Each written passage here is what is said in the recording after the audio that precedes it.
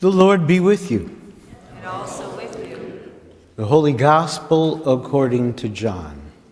Glory to you, O Lord. In the beginning was the Word, and the Word was with God, and the Word was God. He was in the beginning with God.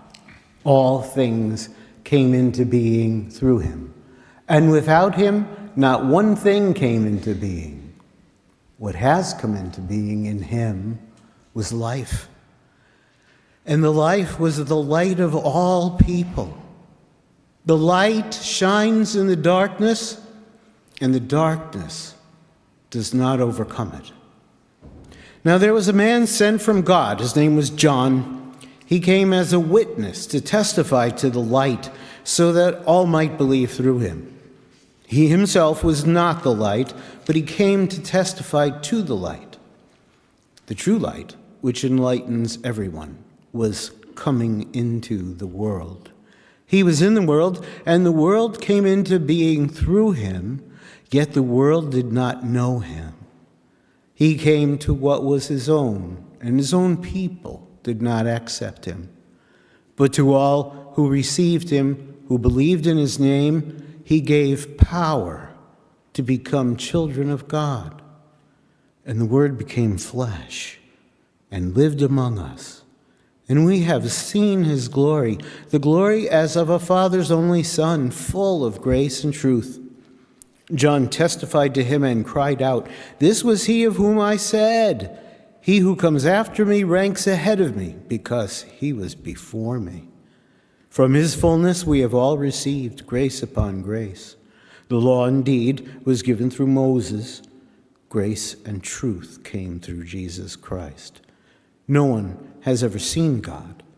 It is God, the only Son, who is close to the Father's heart, who has made him known." The Gospel of the Lord. Praise to you, O Christ. Please be seated.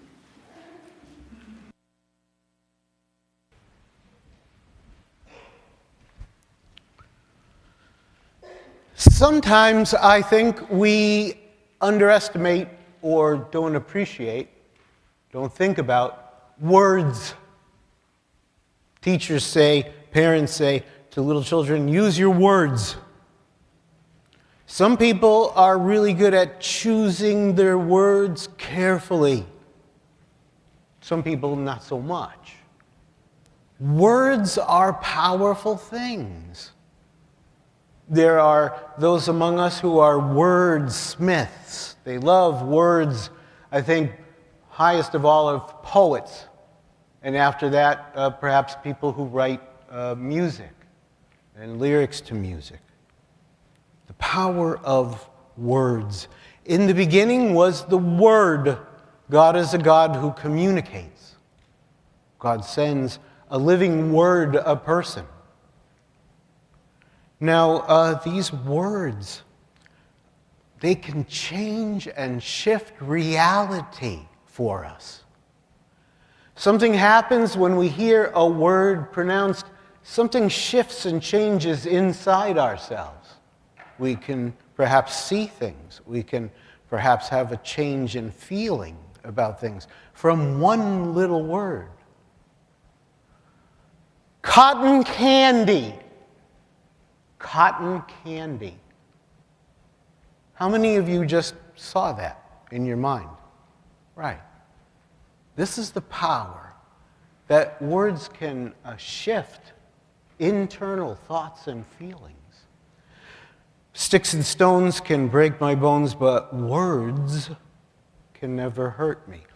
It's one of the most false things I've ever heard anyone say. Some of the deepest wounds and pains that people carry are from words that were said to them. Some of the deepest wounds are from words that they longed to hear and never heard, waiting for that word to be said, and it wasn't. Words have great power. So we can shift things with words. We can change things with words, in a way to help people. You might come to me and use the word failure, and I will use the word learning.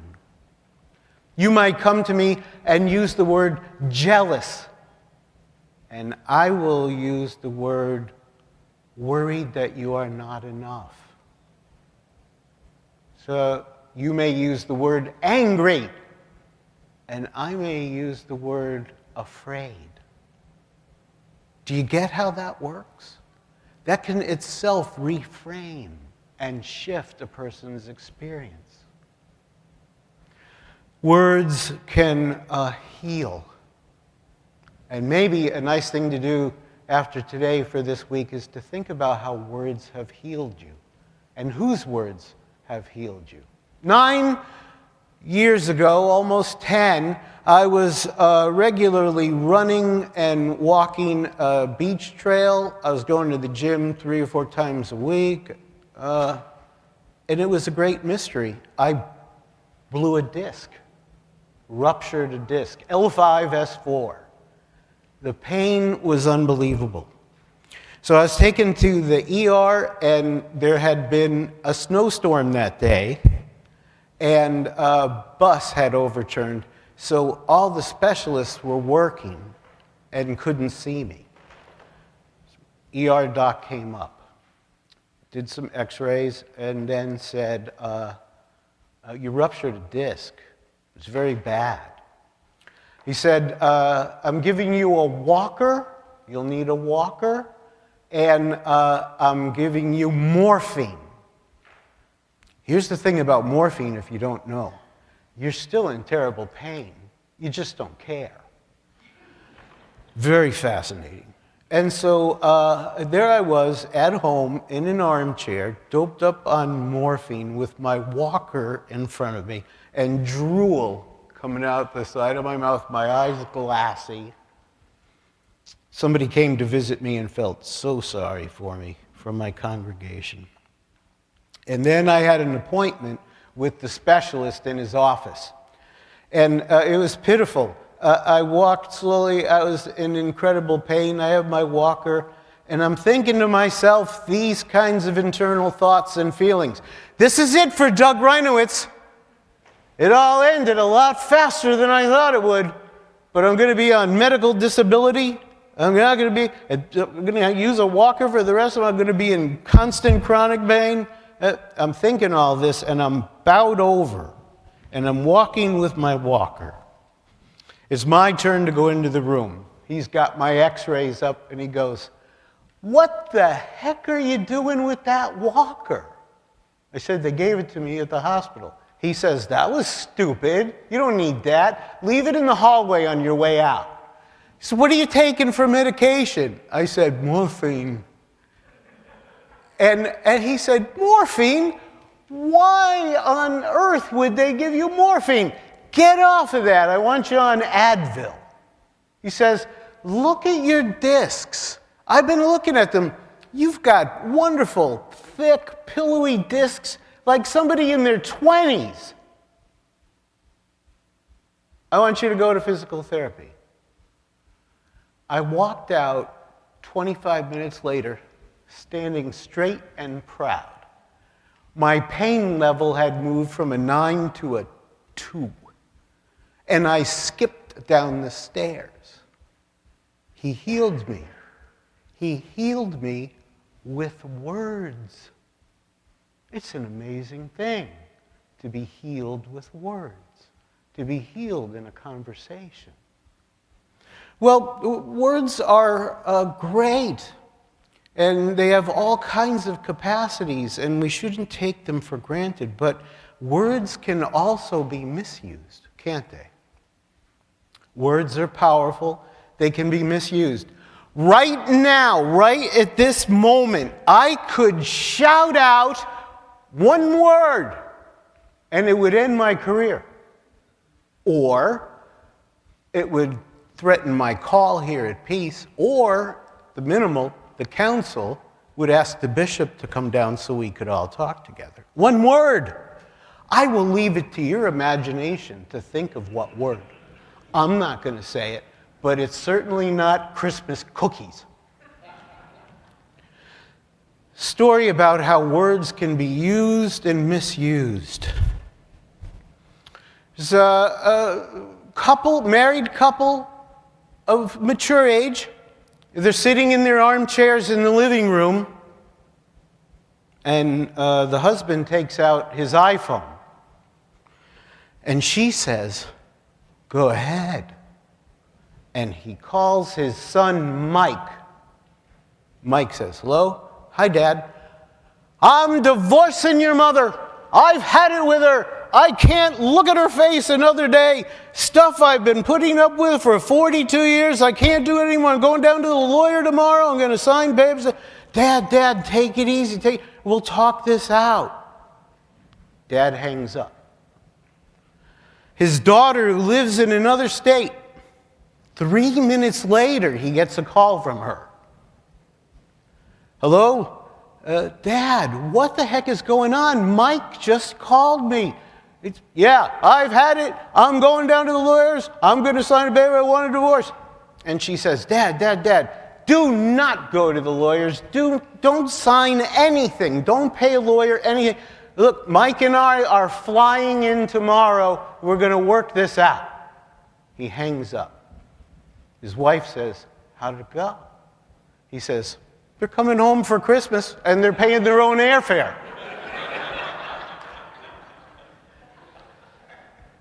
Words, they're powerful, and we should be careful in how we use them, how we play with them, what we do with them to other people.